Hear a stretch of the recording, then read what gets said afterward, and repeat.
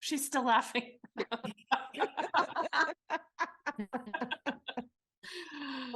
That's so funny.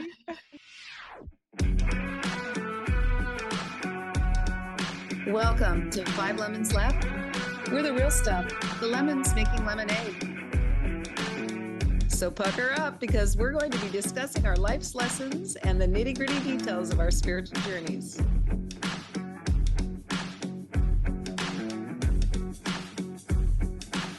Hey y'all, I'm Amanda. And I'm Drusilla. I'm Melissa. Hello, this is Morgan. And I'm Penny. Welcome to our podcast today.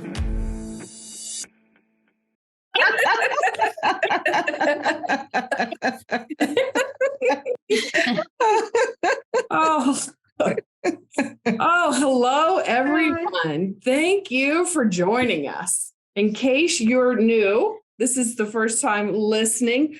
We're 5 Lemons Laughing, and each week in our podcast, we dive into the world of spirituality. We're talking about our journeys. We're sharing our own personal experiences and how we apply them to spiritual principles in our daily lives. And today, we're talking about vices. What we used to do, what we do now, how they're similar, how they're different. And Drusilla is going to expand more on what we're talking about. So I'm going to let you go next, Drusilla. Well, thank you and welcome everybody. I must be transparent and say, yes, I came up with the topic, but I really don't know what we're going to be talking about today. So, it just really dawned on me last week that, people listening probably think that we have been on this path because we talk about our spiritual journeys a lot and what we're doing and how we've overcome so many different aspects of our lives, that they, probably want to know more about our vices and how we actually really cope with, our emotions and different things like that, And I know from being in Jennifer's ministry that we talk a lot about, not naming things as good or bad. And therefore, you're more able to decide what's good for you in that moment and in that day by being in tune with spirit. And that spirit will always advise you of what is best for you in that moment and in that time. And I've always, and it probably dawned on me because even with Jennifer and even with my pastor, I remember thinking, well, yeah, but I'm sure you never did. I'm sure you never smoked weed, or I'm sure you never drank a lot, or I'm sure you never, sex with one night stands and all this stuff that people do, right? And one thing I remember distinctly thinking that the thing that I love about my pastor of my church so much is that he was so transparent about being an alcoholic in college and how he treated women badly. And, some of the things that Jennifer talked about as well. And it made it easier for me to embark upon the spiritual journey because I didn't think that they were way above me or better than me or hadn't gone through a lot of the things that I've gone through. So that's what, came to my mind when I thought about the topic and thinking about that our audience probably would love to know about things that we have done or continue to do, even though we're on a different journey. And I will go ahead and start to say, personally, my first vice. I can't think of younger than teenage years. I'm sure I probably had some, but maybe gossiping or something like that. But alcohol. So I grew up in a family of bootleggers. So my grandmother's like so cool, right? Did you say On a bootleggers? different level, as in, yes, as in they didn't make the moonshine, but they got it from a moonshiner. And then they had like little liquor houses Cool. that people could go to and sit there and drink their booze and, so it's moonshine as an alcohol that's not bought at a store. So Mhm. you make it without being regulated by drug and alcohol, right? And so my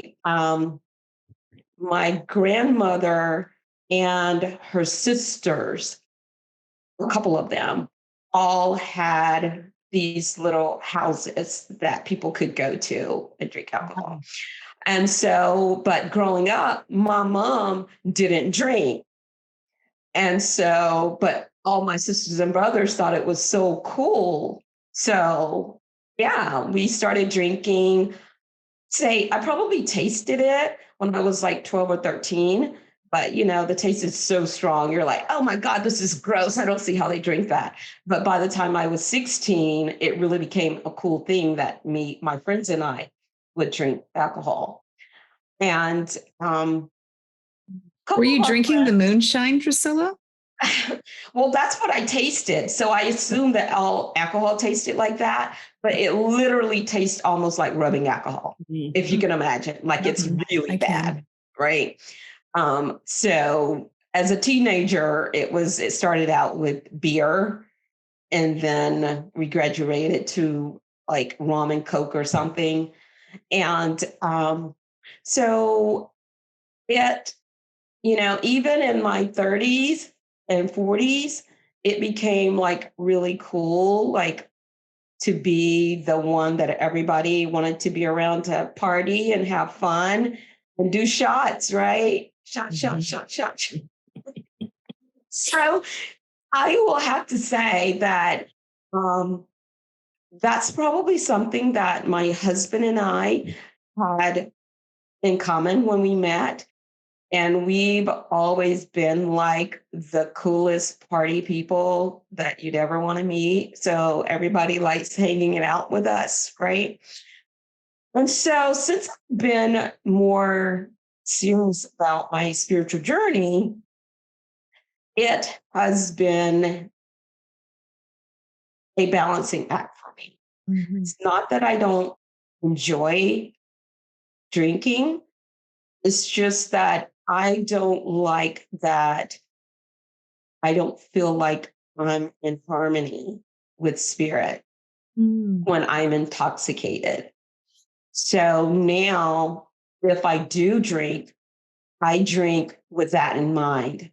So if I ever feel like that I'm in a place where I'm not able to be mindful or aware of what I'm doing and what's going on, because I know that that's what most people drink or smoke for, is to move away from their level of awareness. And so now I just choose to be more mindful and staying aware while I'm drinking. So typically, honestly, for me, after one drink, and certainly by the second one, any given night, it's already there for me. And I may not even finish the second one because it's just a choice, And What does it look that's- like, Drusilla, when you're being mindful? If one of the listeners is working on the same thing, what does that look like? Well, it's no different than when I am in the middle of, for example, let's say something triggers me. And in that moment, I know what's going on. And I can say to myself, this is about that person. It's not about me, right? So it's that same, having that gap in the space. So I think the more you drink or smoke or whatever it is, that you're closing that gap of awareness and you're not able to then make decisions that are best for you, that may not be best for you. Okay. And so and I will have to say, as the journey goes on, it gets easier and easier, and this year alone has been the first time, say, hopefully ever, that I've gone for 6 months straight without any alcohol whatsoever at the beginning of this year, you know. So yeah, it's just one of those things that I feel like during the spiritual journey for me personally, it's about, staying aware, but at the same time, not making it bad. I don't think Right. drinking is bad. I enjoy it. And it does give me just a little different level of relaxation. And so I don't call it bad. I just choose to use precaution or to do it differently in moderation. That makes complete sense. Yeah. And it sounds like good rules just to live by, right? To not just alcohol, but all of that. Moderation, right? Moderation, which I'm not good at moderation. That is not my forte. Yeah, so I heard this joke I want to put in there. Like, I'm not sure if it's funny per se, but it's just kind of a story, and it's spiritually related. So there was this sage, and this gentleman stood up and said to him, "Well, I hear that you still smoke a pipe. It seems like you have a problem disconnecting from your vice." And the sage says back to him, "No, I think you have a problem with my problem of disconnecting from smoking." Right? Yeah. It's like, who's to say, right? Who knows what anything means? If you're not in a situation where you can't do without something, who says it's a problem, right? Yeah. So I think the moral of the story is, if it's not good, it's a thing, and not naming it good and bad helps you decide, if it's something you want to continue to do or not. Yeah. Yeah, it's about attachment, right? And when we get attached to Yes. something, and then it could become not useful if we're attached. And we can Yeah. be attached to blaming and shaming ourselves, and that keeps us separate. And I think the more you practice, like you said, Drusilla, your spiritual program, or being mindful or conscious or aware of why you're making choices, then those things, the vices, either fall away or they stay with you as something that you need to then work through.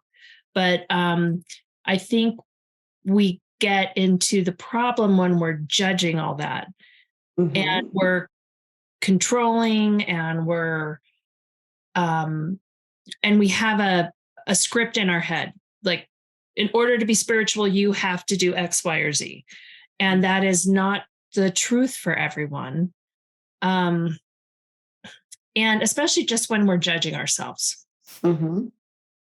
It's just that just adds the whole layer of wanting to do it again because you're shaming yourself. So Yes. I know that Lisa Natoli, who is a Course in Miracles teacher, she talks about having I think it was her smoking. She was smoking cigarettes, and at one day she was just doing her spiritual stuff.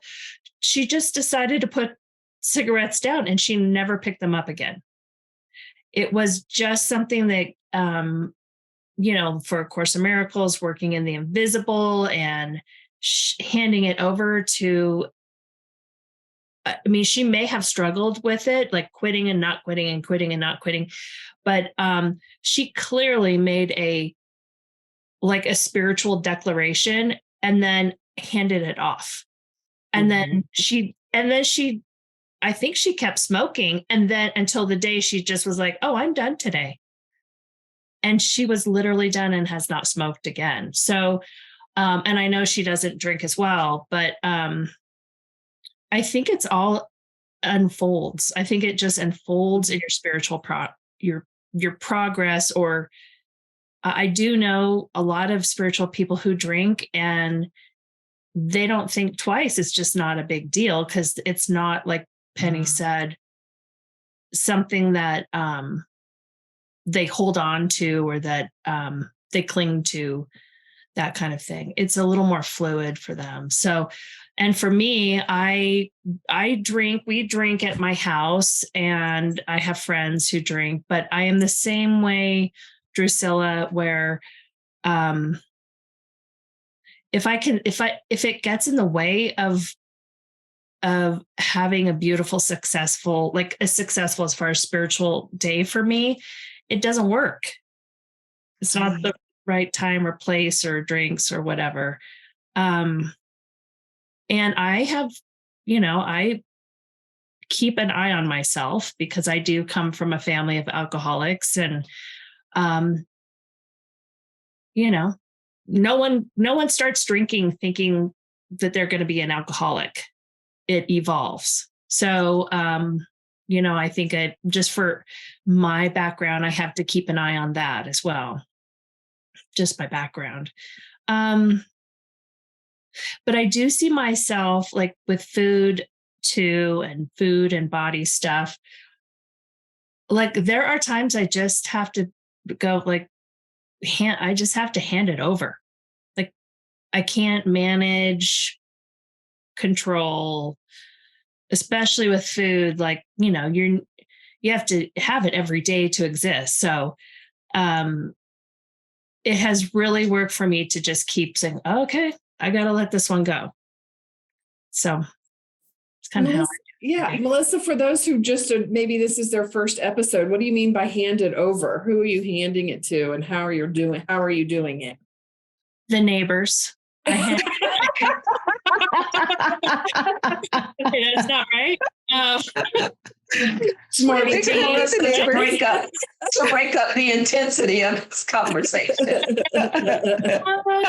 No, I just, the 12 steps are based on having a spiritual program of deciding that you are not in charge anymore and giving your problems and your power over to a higher power. Mm-hmm. So whatever that is, whoever that is, like for me, it is just the universe, really, like taking the next right steps that the universe has for me. So that's kind of how it goes for me. Does that make sense, Amanda? It does make sense. Yeah. Yeah, Amanda, you had a story you wanted to share about this too. Some changes you've made in your life. Yeah. Yes. And when Drusilla started talking about alcohol, which, oh dear, I'll just say that was a big one for most of my life. And then in the last 2 or 3 years, I turned around and I just don't even enjoy it. Like I'll have a glass of something every now and then, but more than 1 or 2, I don't feel good anymore. And vices, right? There are some things that I still do that still make me feel not good, like overeating, right? Where my body feels heavy or not good, or if I'm eating foods that don't really agree with me. So there's still a little bit of punishment in there. Somehow I feel the need to punish myself. I'm working through that. Like this is just a journey. So alcohol kind of fell away and I'm looking at different things now, like how to really respect this vehicle.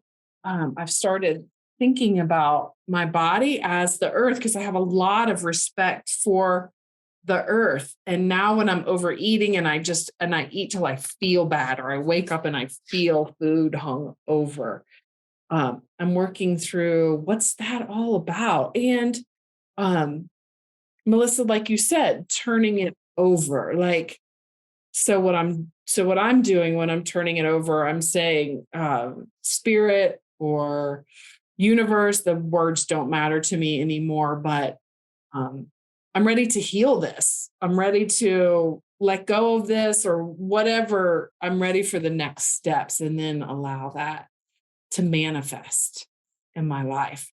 So those are physical vices. And also, I love some drama TV.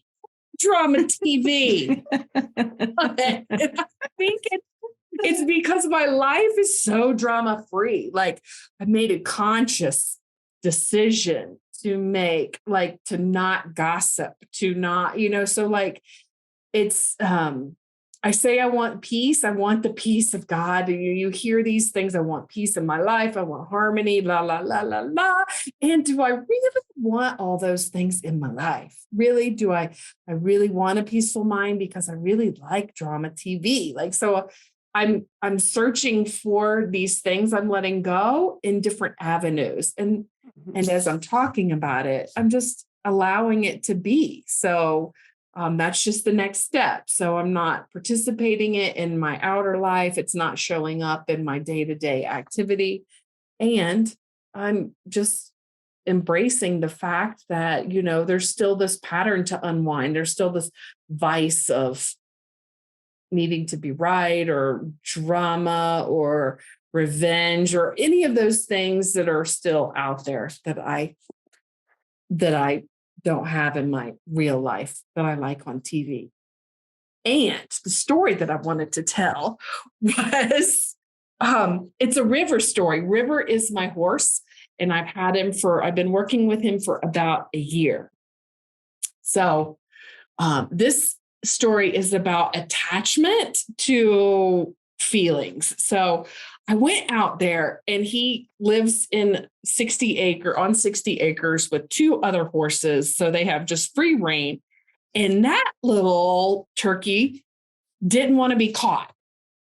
So I would walk up and he would trot away and he would turn and look at me like, and it was shut. And and the other horses, and then he would just kind of gently walk away, then he would trot away. And then I went into full meltdown. I'm like, oh, my horse doesn't like me. I mean, 100% meltdown. I wasn't crying, so it wasn't 100%. But like my internal dialogue was, woe is me, like attached to it. And then the person that I ride with, who this is River, lives down the road. And the person that owns the property has been a horse person her whole life. Her whole career is horses. And she walked out and I said, River doesn't want to be caught. And she's like, well, let me try. And so I was, and again, I'm like, oh my God, she's going to walk right up to him, and he trotted away from her too and threw his little tail up. And she's like, look how confident he is. And I'm like, oh, look at that. It really had nothing to do with me. And my vice was the attachment to thinking that it was all about me, that I was wrong. I was doing it wrong. This person, my horse, didn't like me. And what it really was River is, after a year, being really confident now. He's getting his confidence back. He's being a horse. He's loving life. He has 60 acres to run around in.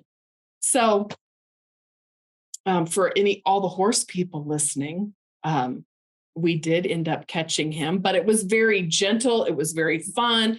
We got the other horses. We went to a small round pen. We got him in there and we did some fun work with him. So he ended up coming up to me without destroying his confidence at all, like building his confidence, building our bond. And then the rest of the day was it was a pretty tough day. It was a friend passed. So I went to a memorial service, and it was just the rest of the day was a heavy day. And I'm so happy that it started like that, looking at my stuff and laughing about it. So like later on, when, another vice that I've had is really like comparing myself to others, right? And this was a funeral service that had in a celebration of life, like there's no room for any of that stuff there. And of course, it still popped into my mind. Like this woman showed up, she was beautiful and she didn't talk to me. And I was like, I almost went to like, why is she talking to me? She's beautiful. And I'm like, no, just no. And I just laughed.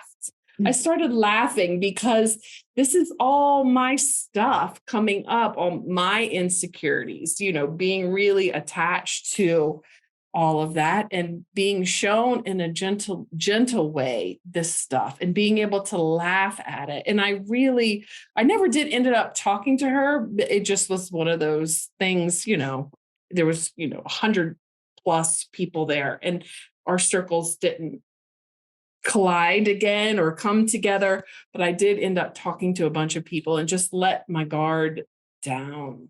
So that's my story of vices. Yeah.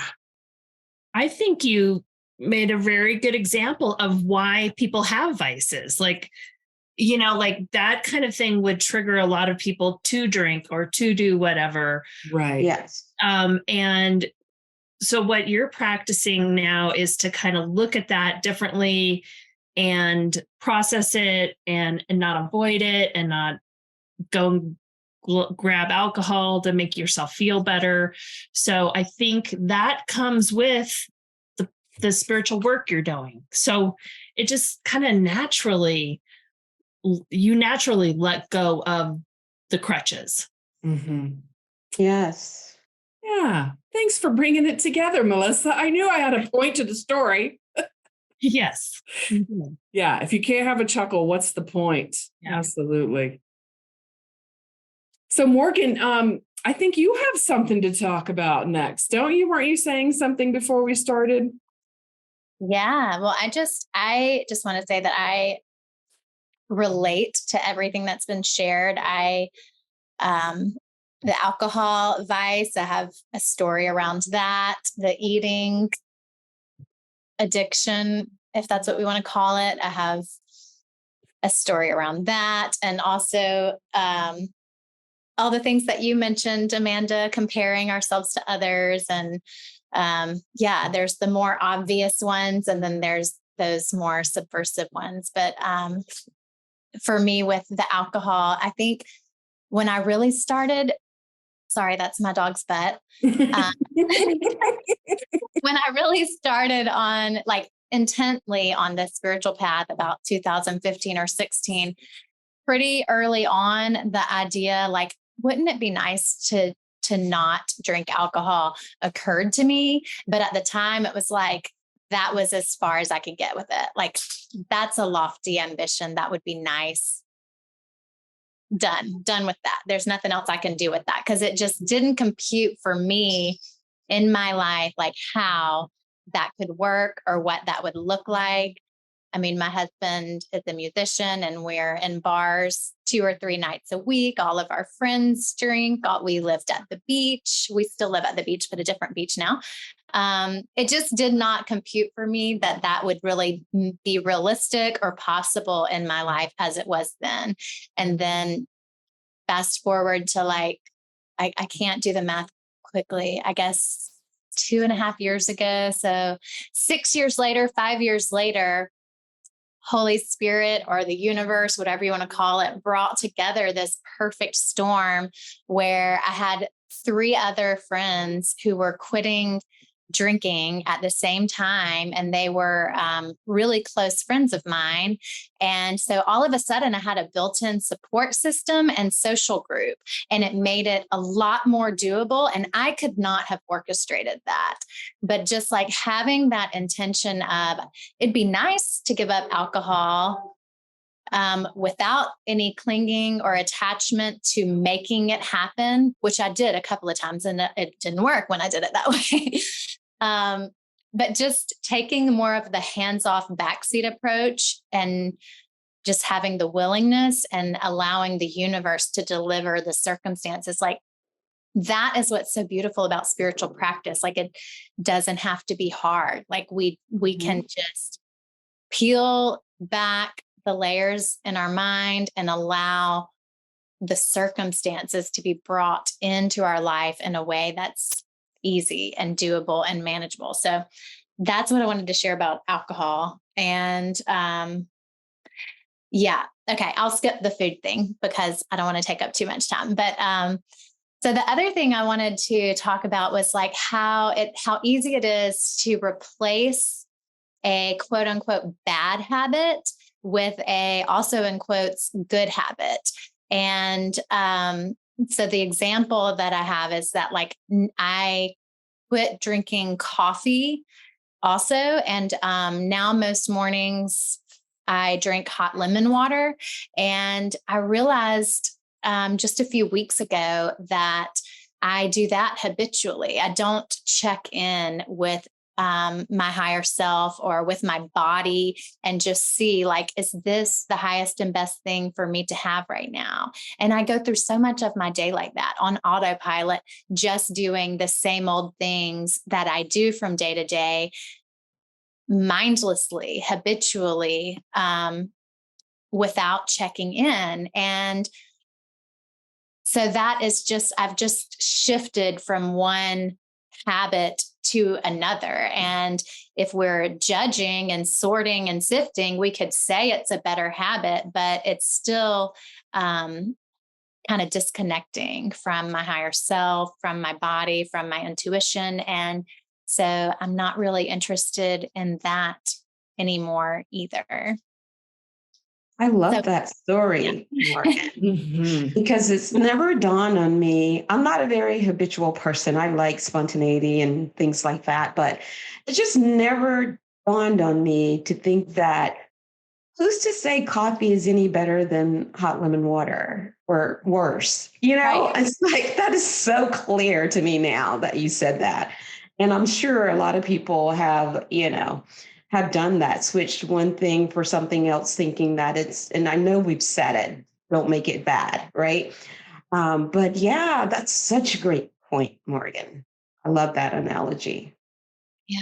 Thank you. And I'll also add that like with the alcohol thing for me, like there have been a couple of times in the past 2.5 years since I quit drinking that like I did drink. Like we checked into a hotel and they at check-in, they presented us with a glass of champagne and I drank the glass of champagne and I didn't have any judgment around it. So for me with the alcohol, it was I think that has been important for me also to shift into a place of not making it bad, even if I'm choosing not to drink alcohol. And if on one random one-off day, I choose to have a glass of wine with dinner, that's fine too. Like not setting up these rules or parameters around it, just not making it like rigid. And that's been helpful for me too. Same with like giving up, like I switched to a vegetarian diet. I sound like I just went into like a total like no more alcohol, no more meat, no more coffee, all the good stuff. But these were things that I wanted to do and I didn't know how to do them. And they all sort of unfolded easily for me. Okay, I lost my train of thought. I'm going to pass it to Penny. Wait, before we move on, Morgan, let me just ask you this and just in general.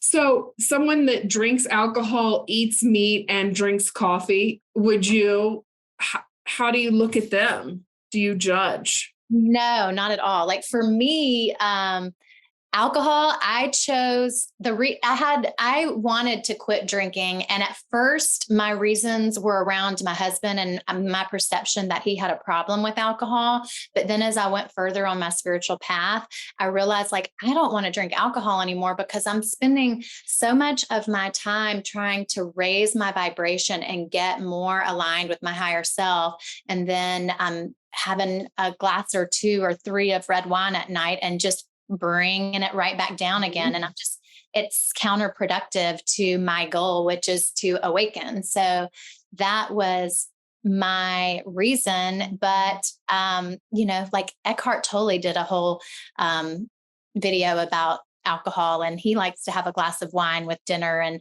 it's all about how you hold it in your head. So I still am open to having alcohol if I ever want to. And if anybody else wants to have alcohol, like I don't have any reason to judge them for that. And yeah, same with coffee. Like for me, it was just like, I didn't want to be beholden to this thing that if I didn't have it by this certain time, I would have a headache and I would have symptoms. And I didn't want anything to have that much control over me.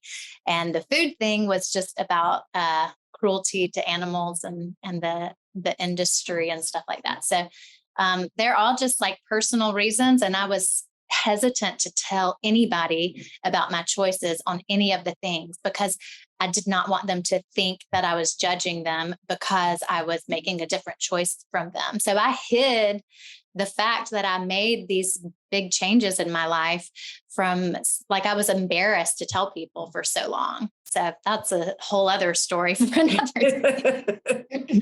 Had to do some healing around that too. Thank you. I really don't have much else you guys have covered it all. I still have vices. They may be lessening. Some days are better than others.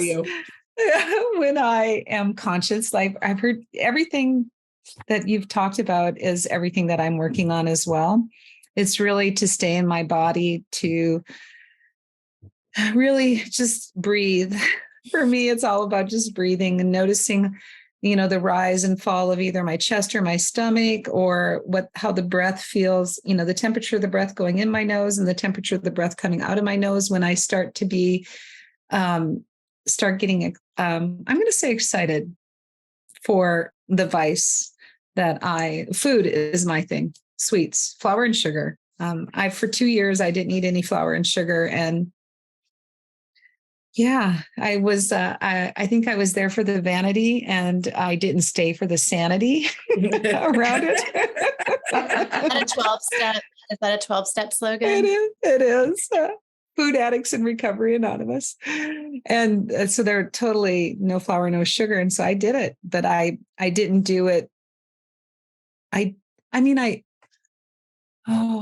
So I believed in God, but God, I had made my parents my God, my boyfriends my God, and bosses my God, and it didn't always turn out so well. So when I got into 12-step recovery and like we had to find our God or our higher power, it was like, holy shit, this hasn't always worked out so good for me. And so, but then I learned in step 2 that I get to decide on what my higher power is, what my spirit is, what my God is. And so then that really helped shift things for me because I was able to realize that my God is loving and kind and caring and compassionate and loves me no matter what I'm doing. Because in previous definitions, I was, I was wrong. I was bad. I was going to hell. My kids were going to hell because they weren't baptized and stuff like that. And that's just not true. It's not true. So anyway, so back to vices. So it's a process for me, and I'm progress, not perfection. And so what I was going to say is that I've started to really pay attention. Just the other day, I was really starving hungry. That's one thing. Don't get too hungry, angry, lonely, or tired, because that's when I can really start participating with my vices. Mm-hmm. And that's HALT for anybody that wants to know what that means: hungry, angry, lonely, tired. And So I was really hungry. I went to, Panda Express. I do like Panda Express, especially, and I eat mostly vegetarian there because I'm a flexitarian, though. I just want you all to know I flex and eat and choose whatever I choose. I decide if I'm going to have animal flesh or if I'm not. So yeah. So anyway, I went. They've got these great vegetable spring rolls, and so I got an order of them, and I went to the car, and I was just gonna. I like put some of the sweet and sour sauce. I was just gonna start to inhale it because I was starving, but no. I said, no, Penny. Let's do it differently this time, and so I said, let's breathe. Like, I want you to feel the breath going in and out of your stomach, or, your rise and fall of your stomach, or the rise and fall of your chest. And I just paused, and then I gobbled it down. But at least I paused, right? Yeah, celebrate was, the win. Yeah. Exactly. Yes. And so, yeah. But that's progress for me. That's a big win for me. And so yeah. So food's my issue. I mean, I don't care if people drink, I drink. I'm not attached to it. I can give it or take. Okay, I am pretty judgmental towards smokers. I'll just have you know. My parents, they smoked like 2 packs a day, and I couldn't stand that feeling of the smoke going in my lungs. I even tried pot once, and I couldn't stand it because it took me right back to growing up and all the smoke around me. So, okay, that's one thing that I'm still kind of working on, letting it go.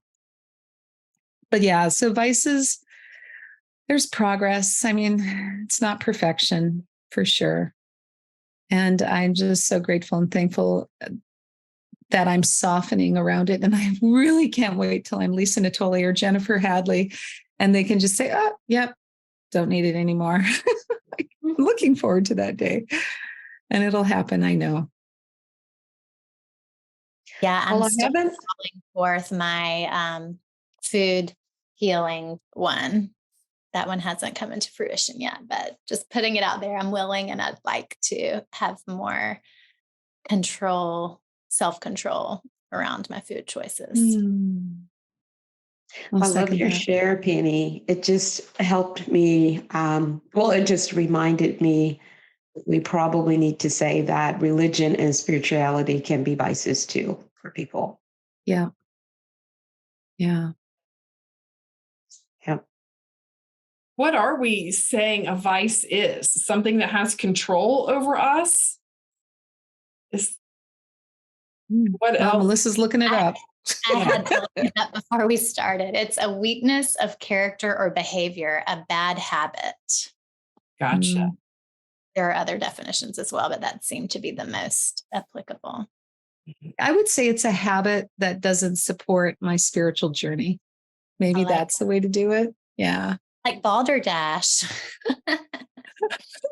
What do you mean? Yeah. Game where you have to write your definition for a word, and then everybody votes on the definition that they think. Oh, it's a game. Oh. It's a game. Oh, I like it. I haven't played that one, Morgan. Well, you guys, I can't believe we're coming to the end of the session. Any final thoughts before Penny gives us her Post-its?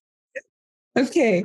I just wanted to say that when recently with Jennifer Hadley in the Power of Love Ministry and Masterful Living, Drusilla talked about that a little bit earlier, Jennifer's ministry, that when I mean, because I struggle with the food thing, I asked Jennifer one time, like, oh my God, Jennifer, you've got it so together and you don't, food's not your issue. And she said, yeah, but Penny, it took me over 10 years, maybe 15 years to get there. Mm-hmm. And so I just want to let all the listeners know that, I mean, I would love to have a magic pill come around. I would love to be able to snap my fingers and the miracle happens. It just hasn't worked that way for me. And so I'm just going to say, keep going. Yeah. That's going to be my Penny's Post-it. I can't even spell it, but because just keep going, keep, breathe and keep going. Yeah. You made me take a deep breath, Penny. Like, all right, let's breathe. Yeah. Yes. Yeah. Yes. Thank you, Penny. Thank you, everybody. What a good, juicy conversation today. I feel like this could be 12 episodes long, this topic.